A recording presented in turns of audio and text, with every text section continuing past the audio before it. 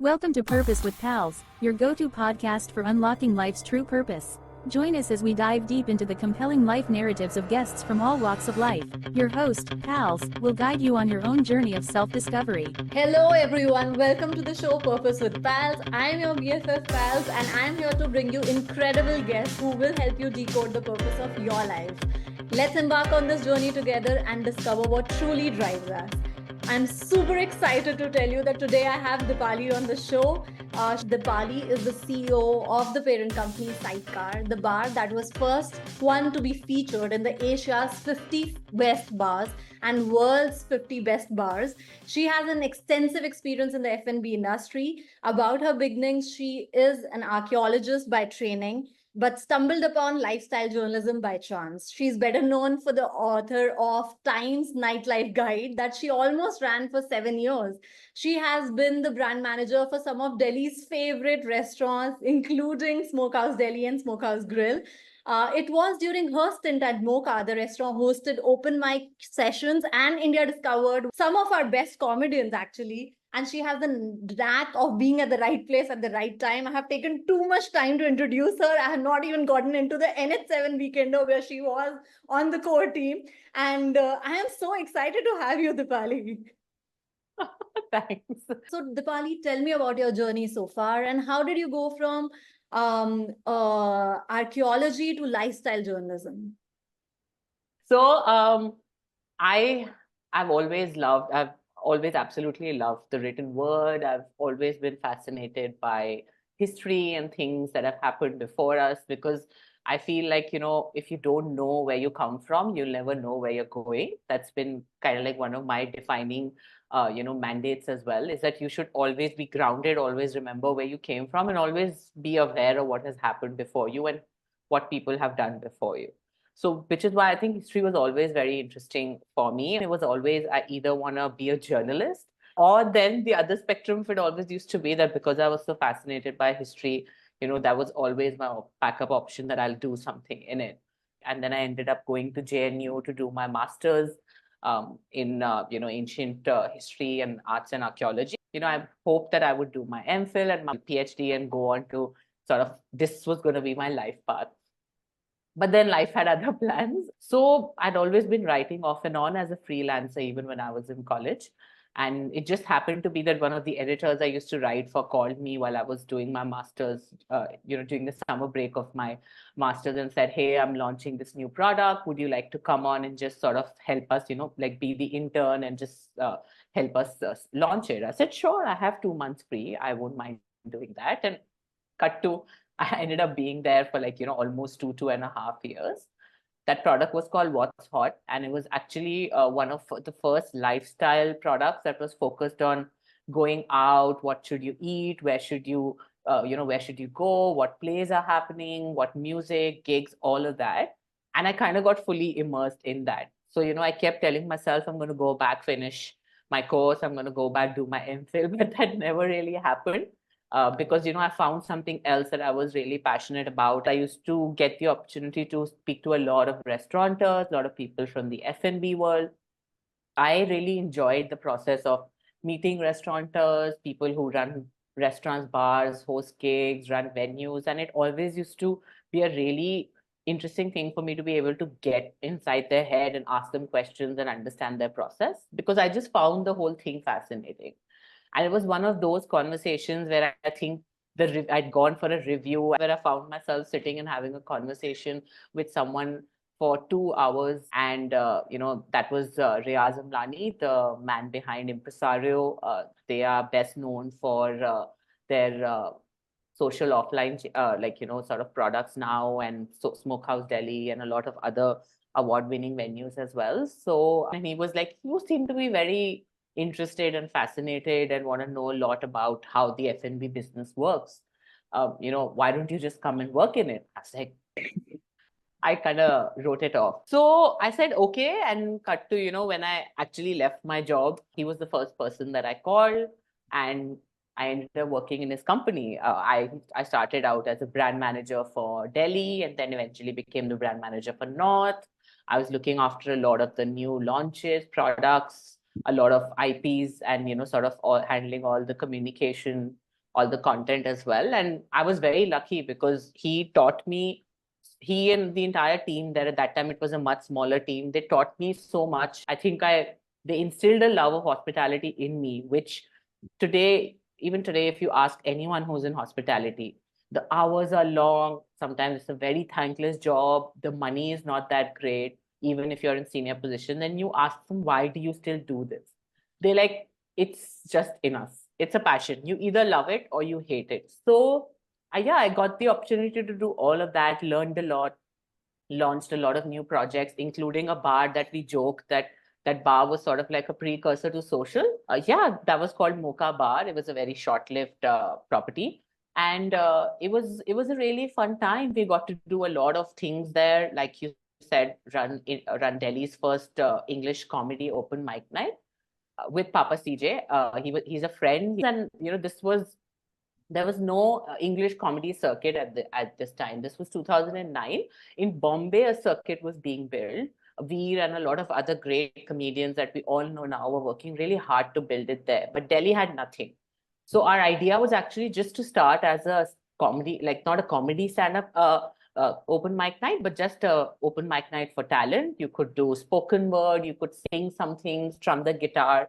But somehow it ended up being a building block for stand-up comedy. I think maybe because CJ was involved and because he was there, he mentored a lot of young up-and-coming comedians or people who thought they could be comedians, but they weren't confident. Like I saw firsthand, people would sign up and on the day of when their slot was there, they got a little nervous, and I could see CJ hyping them up and, giving them the confidence that, hey, you can do it.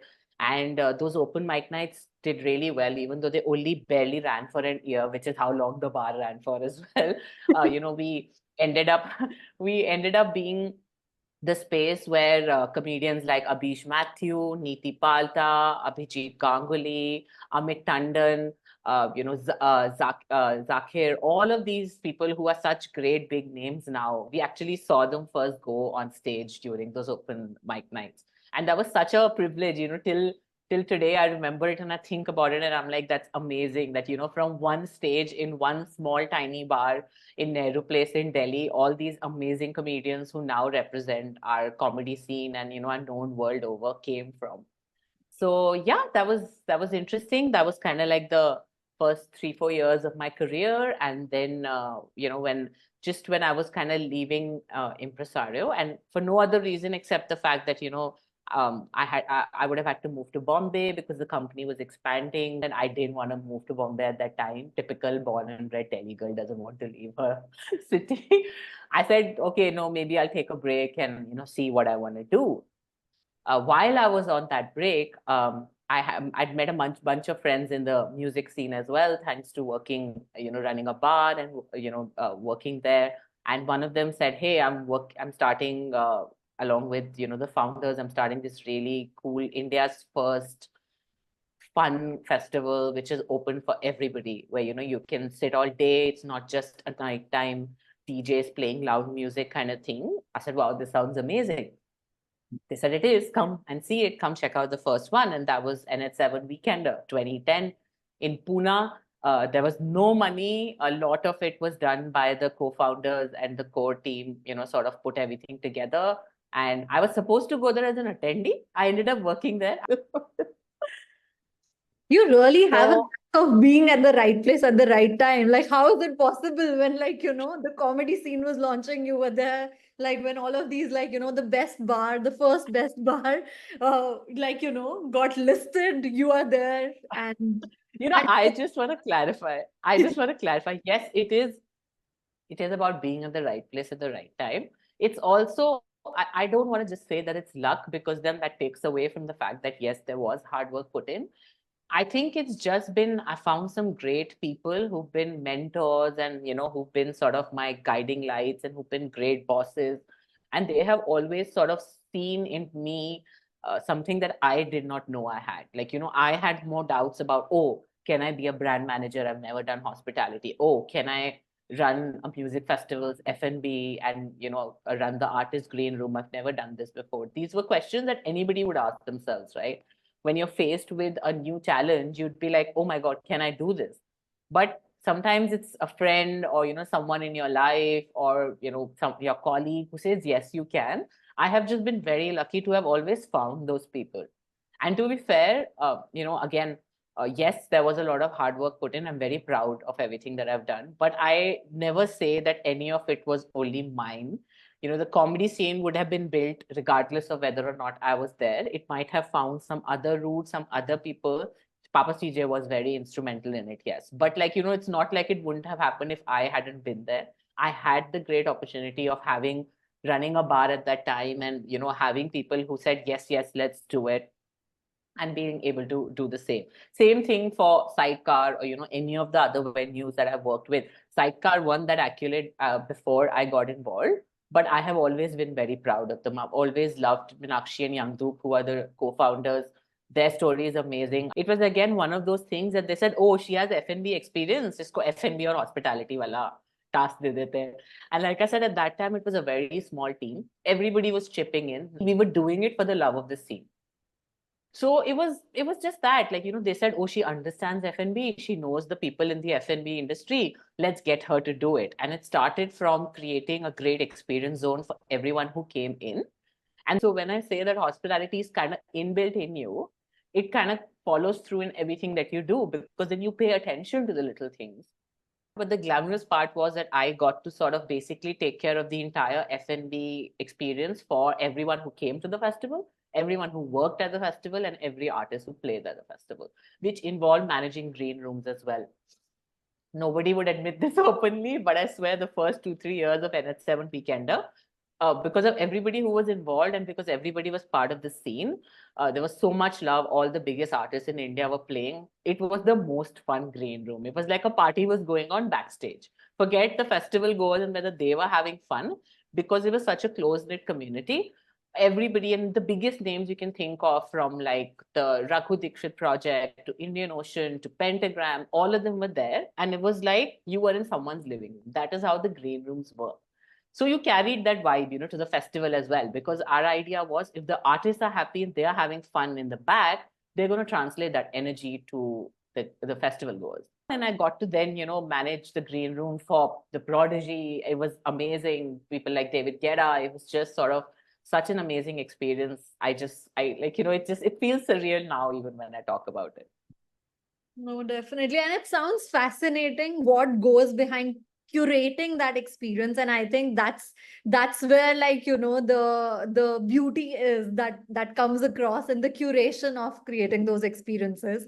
And I think I would just go back to the F&B sector again, and tell us, you've mentioned like a little bit about the kind of mentorship that you got from people you met, that kind of pushed you in the direction where you were probably headed, and knowingly unknowingly kind of a thing. So how did you kind of, for a lot of people who are starting out, or or are already in the industry, sometimes the challenge is to find those people to mentors who can kind of see what you can bring to the table and kind of push you or nudge you in that direction. So how did that, how does that work for you? Or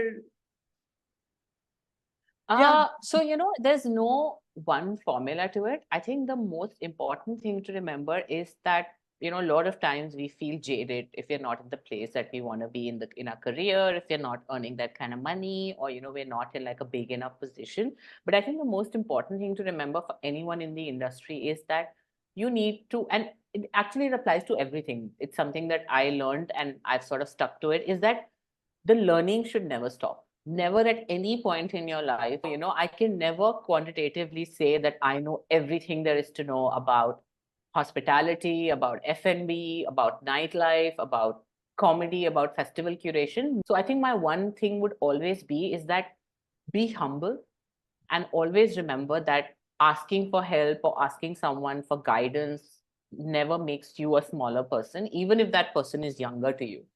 Or sort of might not have as much experience as you, but if they can teach you something, there is never any harm in it. I'll give you the perfect example. Like, I actually asked my bar team that, guys, teach me how to make a drink. Like, I will be your bar back. So bar back is technically like the intern of the bar in hospitality. They are the people who will be like, clean the glasses, stack the glasses, juice the lemon, do all of that. And then, when they've done their time, then they get to go to the bar and make a drink.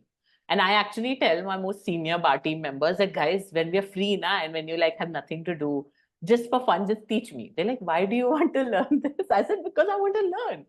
I have access to it. You are amazing at it. You're some of the best bartenders in the country, if not the world. Why not teach me? Like, I have no, teach me like you would teach a barback, like a junior person. Don't think that I am your boss or that I am the CEO and you can't like boss me around. Please do it. I want to learn. That's the only way I'll learn.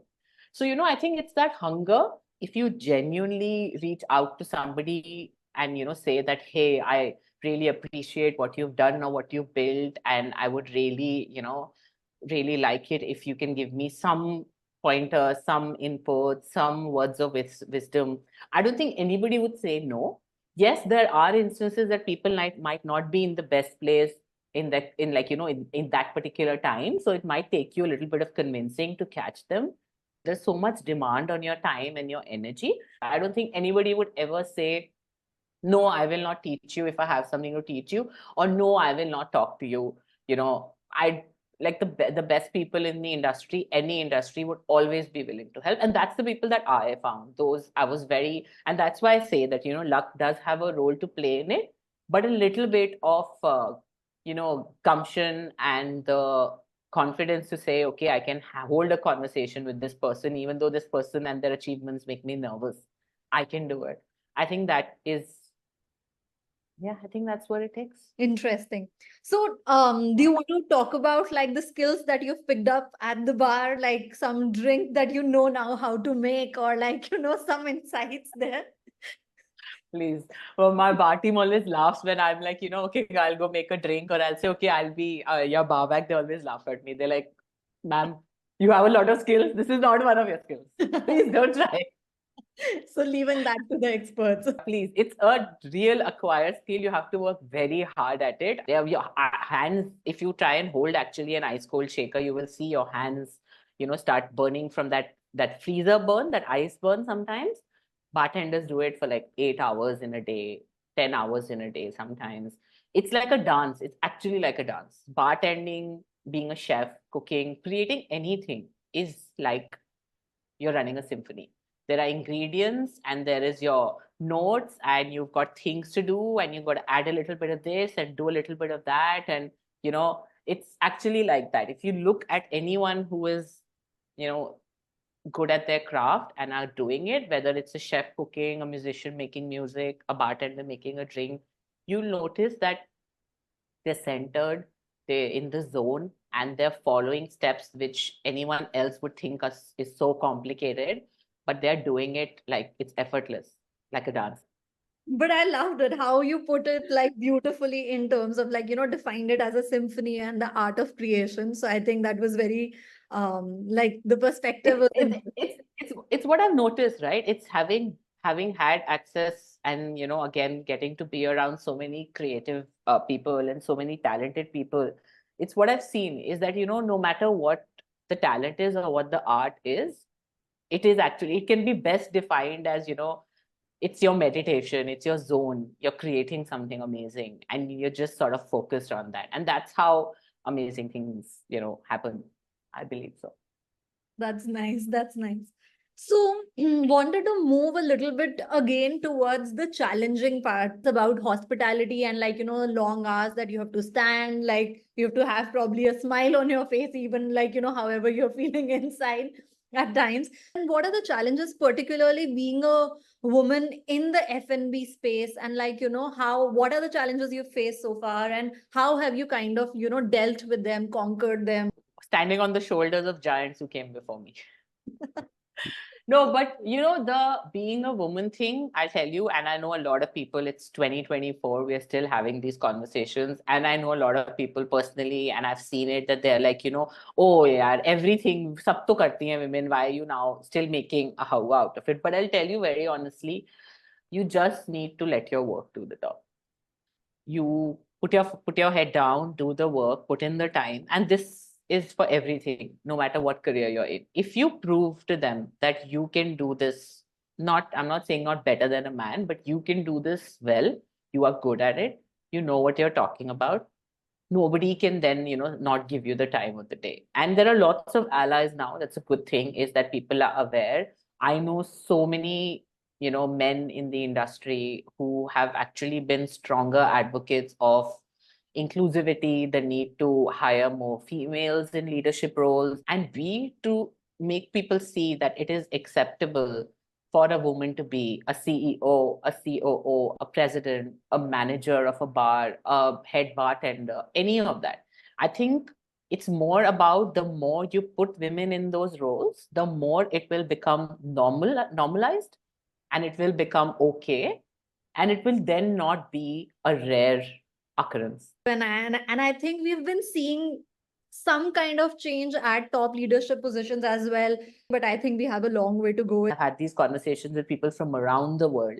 Is that how do we make it so that the conversation is not that, oh, you're highlighting the fact that, oh, wow, this person is in a role of power, but to actually sort of like, work consciously towards hiring those positions and filling them up with people of different genders, every gender, and be an ally in that sense. Yeah, absolutely. And to normalize it is what, like, I think is the word that you were looking for. So okay, so let's go back to your journey of bar hopping and writing about it, to like bar hopping across the world. And like, if you could connect the dots for us, then like, Such a tough job, I tell you. Such a tough job. The worst thing that you could do.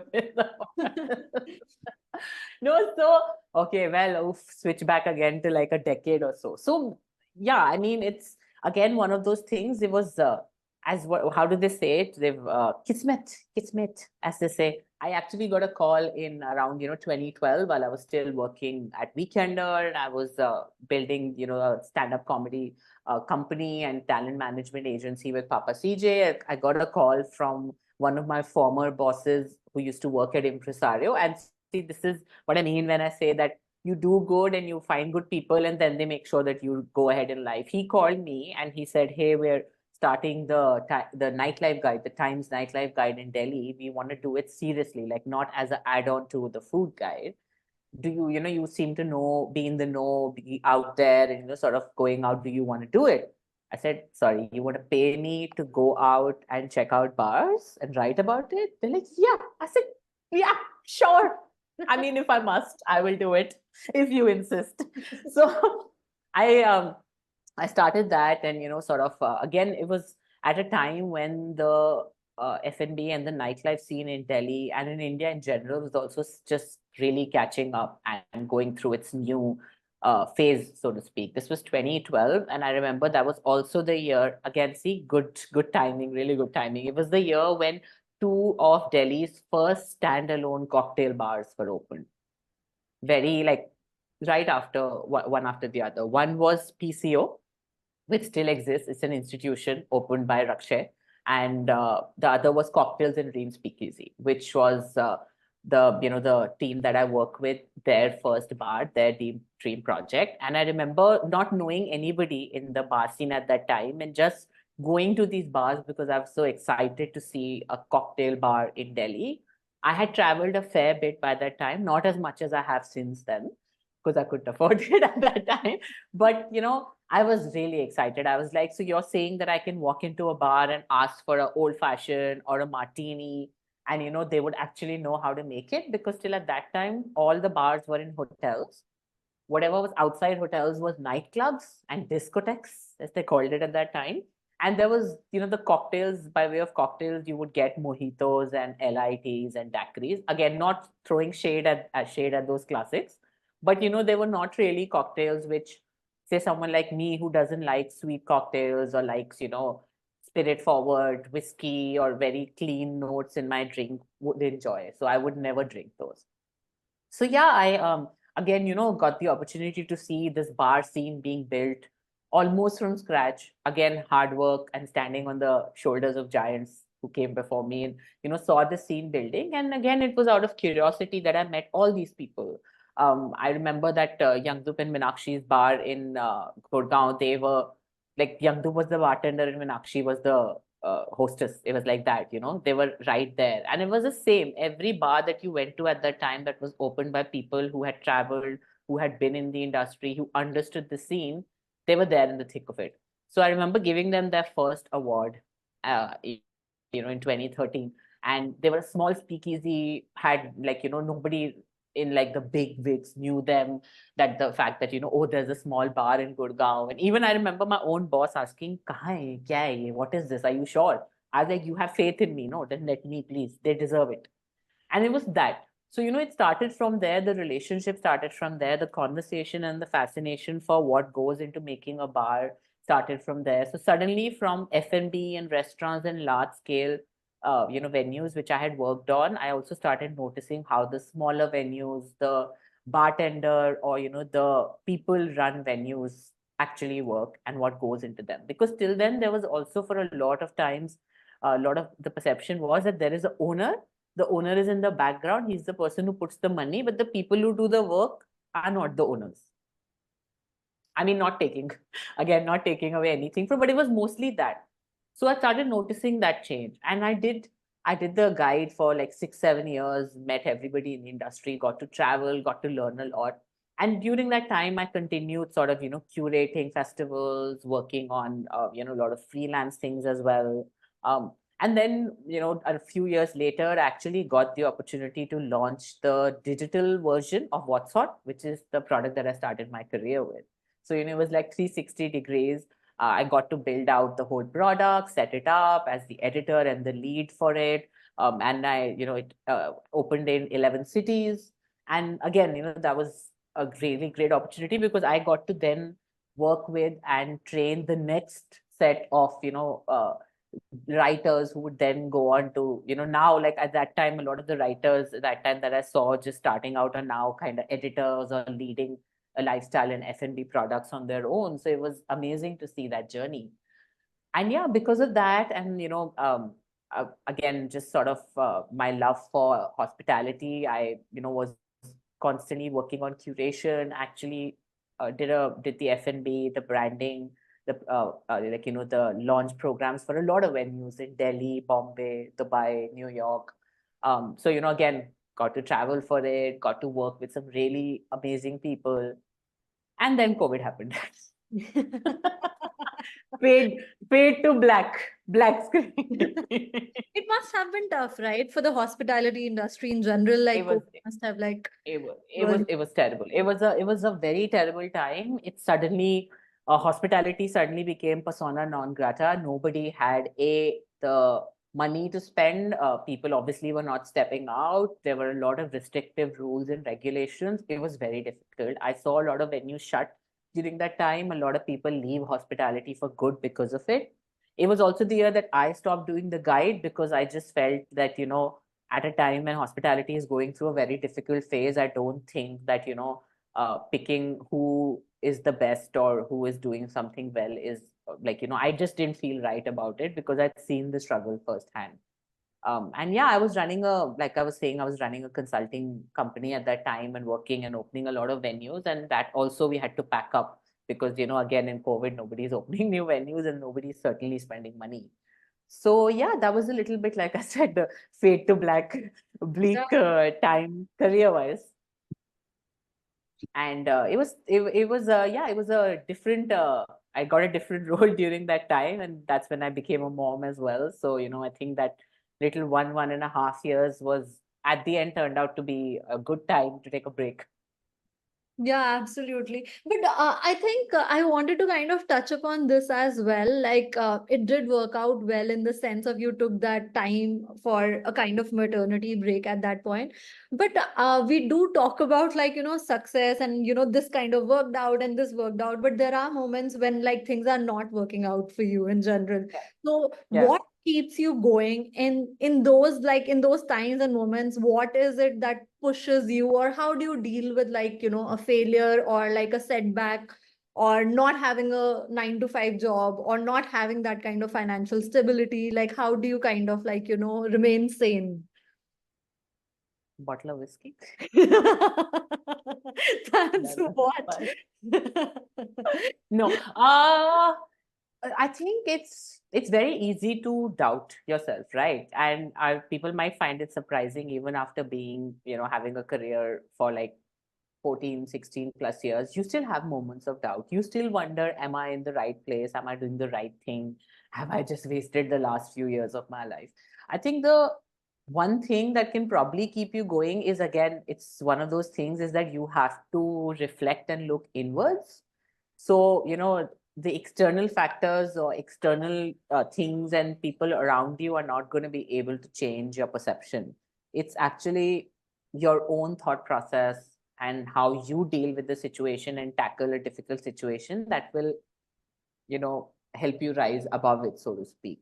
I'd also have those moments when, I question what I'm doing and where I am. And like I mentioned before, hospitality is not like the most giving career choice. Very long hours, sometimes really sort of like, endless, like, just endless days. But it has its moments. It has its really, really good, rewarding moments, and that's what holds you together.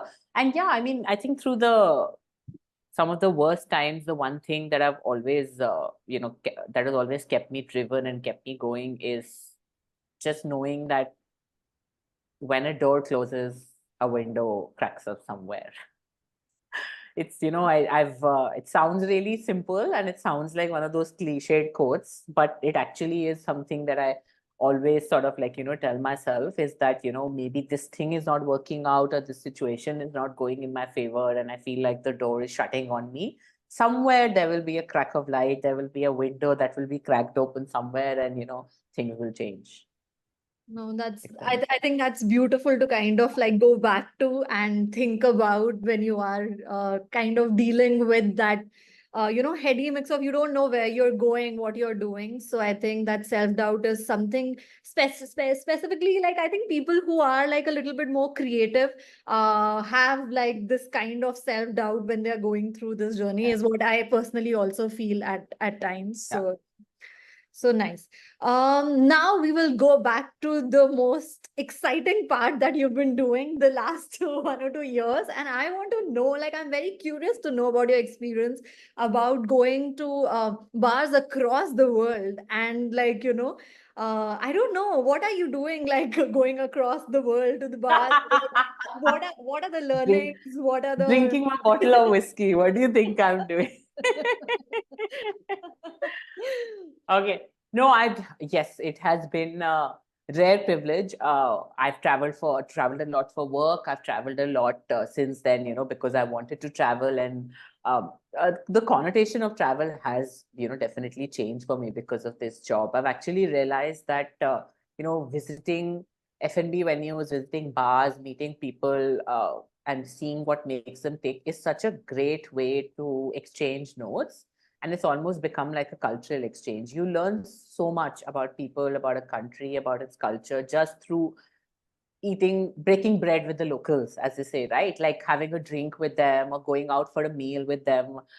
It has been a really interesting, eye-opening sort of opportunity. I have, yes, the last 2.5 years, I've been very lucky to travel to a lot of places, see a lot of bars, meet some amazing people. And again, it's one of those things, all the people that you would read about and, sort of put up on a pedestal and be like, oh my God, these amazing people who are just,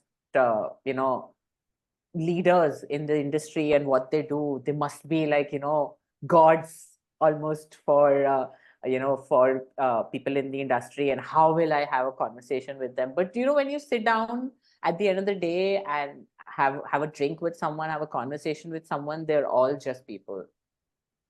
So just to put it into perspective, what we actually do is there's a thing called guest shifts, which is something that happens in the F&B world. It's happening in food, it's happening in bars. What you do is that you go, one venue invites you. It could be anywhere. Another venue, say I'm a bar in Delhi and a bar in Bombay invites us, or a bar in Belgium invites us. It's like that.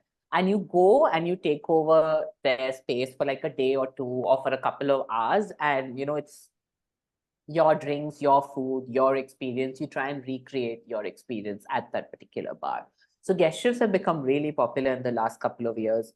A lot of celebrity chefs travel, a lot of well-known chefs travel, a lot of bartenders, award-winning bars travel. And it's a great opportunity to actually sit in your country, your city, your favorite bar or restaurant and experience things from around the world. So, you could be sitting in Delhi and you've had the number one bar in the world come down and you can drink their drinks sitting in Delhi, paying INR prices and not having to travel to their part of the world, which is obviously, I mean, it's always a good thing, but A, not everybody can afford it, and B, you can't possibly travel everywhere. So it's a great way to interact with them. You play their music, sometimes you try and incorporate some elements from their bar, they have conversations with people, and that's what we do. So what we have done is that, we consider it as you're representing India. So it's very important to represent India as a country, as a destination, and as the bar scene of India. You're literally going as the ambassadors of the industry.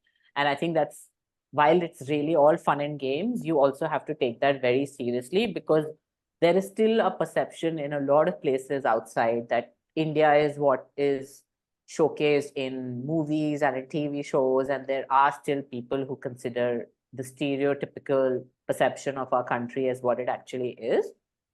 And they actually find it amazing to know that, hey, we also we don't all go to work on elephants, and there are no snake charmers on the road, and we do not speak like Apu from The Simpsons. So I think it's been a rare honor and privilege, and a great learning opportunity as well. And doesn't hurt that you get to go to the best bars in the world. Just a teeny tiny benefit. Amazing, amazing. Also, tell us about what kind of people have your, or bars that you've hosted here, and how that experience has been received at the this end. I mean, it's obviously it's amazing. I think you built a culture. So I actually started doing this even before, Sidecar. We had done chef pop-ups and chef curations. So I think I saw it from there, and then I got the opportunity to do it with a lot of chefs. Curated a bunch of pop-ups for chefs from around the world.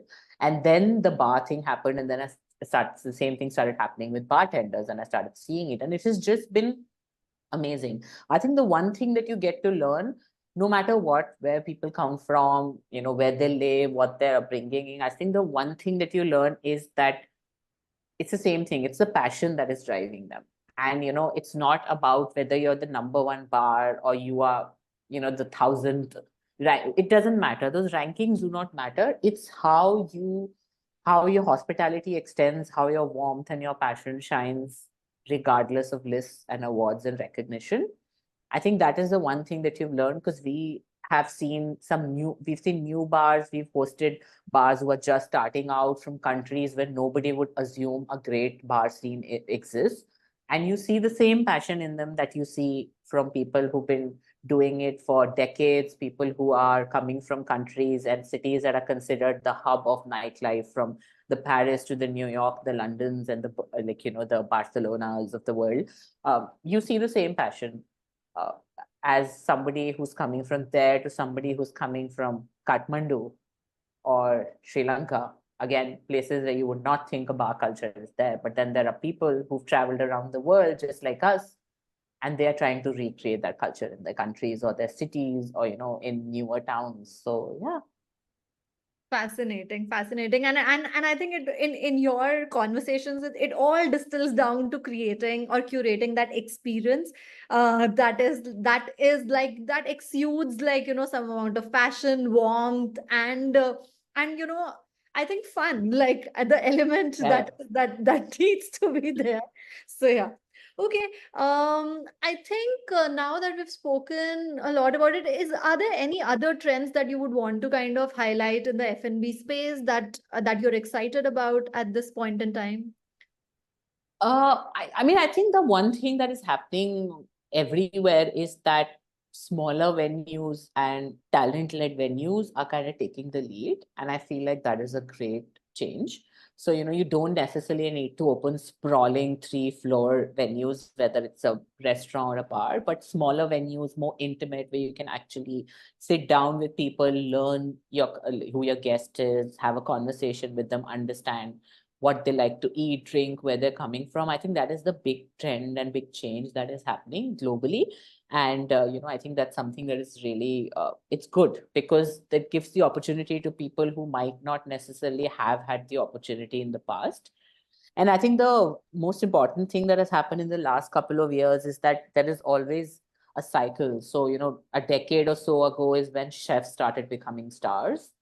And, they started taking onus of their work and coming out from behind the kitchen and being in the limelight. The same thing is happening at bars now with bartenders. So it's leading to a positive, to a positive change. And the more chefs become, chefs start running restaurants and bartenders start running bars, the more they take onus of their talent rather than somebody else take the, onus of it. I think that's always going to be a good thing, because that passion and that I have built this from my hard work is always gonna reign supreme. Amazing. I think we see that, like, the culture of talent-led intimate spaces and cafes, and I think the experience is a lot more curated, a lot more finer if you go to these places.